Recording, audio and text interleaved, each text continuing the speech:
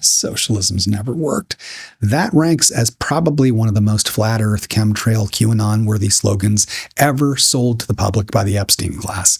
Socialist-inspired policies literally created the first majority middle class in recorded history. Almost everything that we think of as being awesome in this modern world is a result of socialist thinking. Let's start from the beginning. Back when we lived in subsistence communities, making only what we needed to live, it was obvious back then that we should share. Sharing was not something that we forgot how to do after kindergarten. We kept it going until the moment that we learned how to grow more food than we needed. And then the 1% who carry that dark triad gene, which turns people into narcissistic psychopathic predators, claimed divine rights over all that extra stuff that we were making, and they decided that they should be in charge of actually everything. And they started taking the land, the water, the harvest, and they kept the rest of us working in their service for the rest of time. And that's the story of kings and lords and peasants, which are the rest of us. We call that system feudalism. That's how 99% of us have lived in abject poverty for thousands and thousands of years. But then came factories,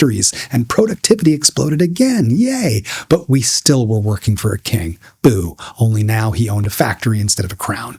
Since the dawn of time, poets and prophets and philosophers had been warning us, don't structure empires in the exact manner that attracts a dark triad to take it over and run the place. And this goes all the way back to Plato, who said a king should never have any private wealth at all, because that would be a conflict of interest. And this has pretty much been the refrain of every voice of wisdom for thousands of years until what we call the Age of Misery. This modern experience of industrial hell, of urban overcrowding, child labor, starvation wages, brutal factory conditions that were rampant in the 1830s and 40s. And that is when a good Christian economist named Pierre Leroux coined this term, socialism, to mean moral cooperation rooted in our shared humanity, as preached by the famous founder of this idea of socialism, Jesus Christ. And soon after, one of Pierre's contemporaries, Louis Blanc, coined the term capitalism as a slur to describe the opposite of the teachings of Jesus, hoarding wealth to dominate everybody else. And the fundamental idea that they had was simple. If a machine can produce everybody's needs, like clothing and food and medicine and the materials that we need to make shelter, well, owning those machines, or at least the design of those machines, should be shared among us democratically, because otherwise we're still living under feudalism. Of course, the dark triads called this kind of thinking insane, and the Nazi ones even stole their name, calling themselves socialists, and Christians too. And they dragged humanity through 2 world wars, almost killing everybody on planet Earth, because that's what dark triads do when they're allowed to run amok, until we finally hit rock bottom, and then the whole array of everybody else, the socialists, progressives, the labor movements that had been battling for common sense since the Civil War, finally got a blueprint on the president's desk. Social Security, a New Deal for America, which included over 11 million government jobs. 10% of the U.S. population had government jobs, building parks and roads and schools, managing forests and land, making art, creating infrastructure. There were government loans, making home ownership possible for millions of people for the first time. And how did we pay for all this? Taxes on the ultra-rich that hit 90% at the top brackets. And what happened? Did the world fall apart? No, the total opposite.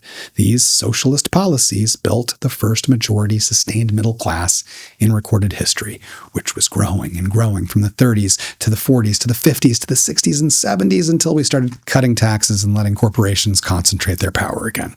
Today, the places with the strongest social safety nets still lead the world in happiness and health and stability, because the underlying premise is common sense, that the land and water and air and sky and all the brilliant foundational ideas that we've created globally over the last 9,000 years, like electricity and computing and Wi-Fi, these concepts, these ideas belong to everybody.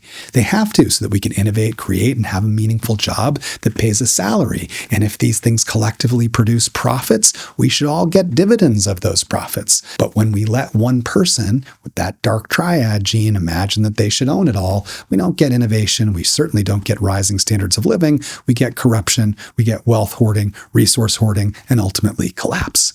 So this holiday season, don't fall for Epstein class propaganda. Boycott the corporate model as a whole. Tax the rich, not just in New York, but every city on earth. Let's take our economy back. And since we have all the technology and resources to guarantee every human being on earth food, housing, and healthcare, it means no one needs to hide in the woods with a pile of guns and a bomb shelter in 2025, and you can really follow the teachings of Jesus. Look, if it scares you, don't call it socialism. Call it being social. Call it living in a society. Welcome back.